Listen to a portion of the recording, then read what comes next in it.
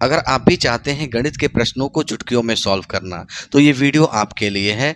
इस वीडियो को मिस मत कीजिएगा, पूरा देखिएगा। चलिए स्टार्ट करते हैं। देखिए, पहला प्रश्न जो है हमारा स्क्रीन पे, प्रश्न में बोला गया है कि एक वस्तु का मूल्य पहले 30% बढ़ाया गया, फिर 20% घटाया गया, अंतिम मूल्य में कुल कितना प्रतिशत परिवर्तन हुआ।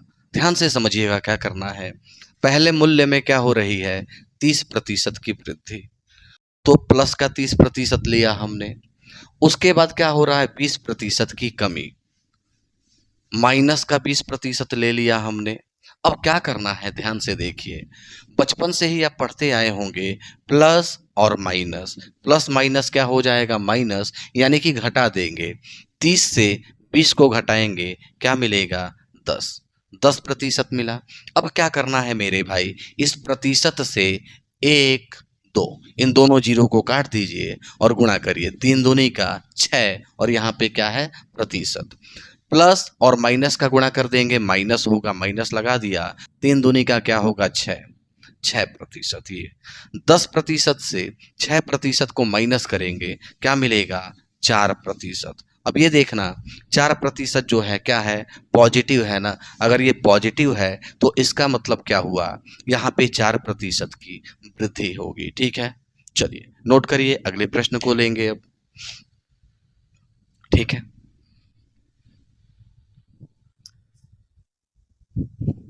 देखिए अगला प्रश्न जो है वो भी स्क्रीन पे आ चुका है। प्रश्न में बोला गया है कि ए बी से 25% अधिक है तथा बी सी से 20% अधिक है।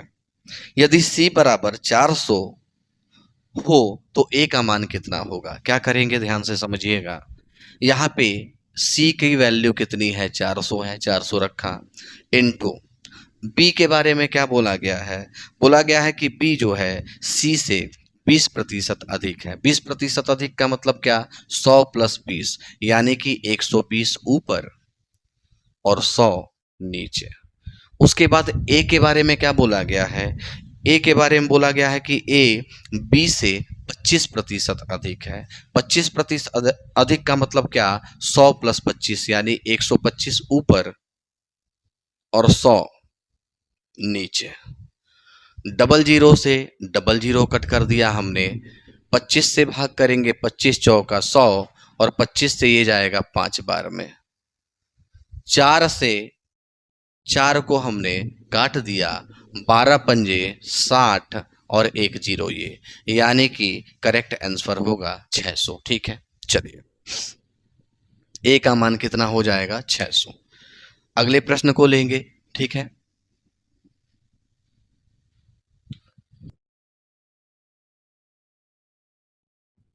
देखिए अगला प्रश्न जो है वो भी स्क्रीन पे आ चुका है। प्रश्न में बोला है कि किसी परीक्षा में उत्तीर्ण होने के लिए 45% अंक आवश्यक है।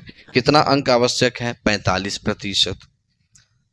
एक छात्रा को 360 अंक प्राप्त हुए और वह 54 अंकों से अनुत्तीर्ण यानी कि फेल हो गई। परीक्षा के कुल अंक कितने हैं। ध्यान देना मेरे भाई, कभी भी कुल अंक या किसी भी वैल्यू को पूरा पूरा 100% मानते हैं।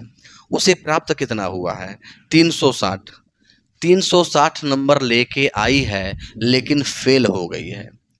इसको और कितना अंक मिला होता, 54 अंक मिला होता, तो ये क्या हो जाती, पास हो जाती। इन दोनों को जोड़िए, 360 और 54 जोड़ेंगे, 414 होगा। अब 414 कितने का वैल्यू है, परसेंटेज में पासिंग के लिए कितना चाहिए था, 45%। तो इसमें 45 से हमने कर दिया भाग।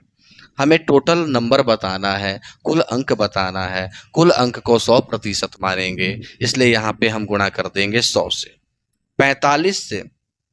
अब क्या करेंगे, 45 में 9 का भाग करेंगे, 5 बार में जाएगा, और यहाँ पे करेंगे 9 से, तो 9 चौके 36 और 9 छक्के 54, 46 बार में। 5 से 100 को भाग करेंगे, 20 बार में जाएगा। अब 46 और 20 का गुणा करेंगे, 6 दूनी 12, 4 दूनी 8, 1 9, ये जीरो, यानी कि 920। करेक्ट आंसर होगा 920। ठीक है ना।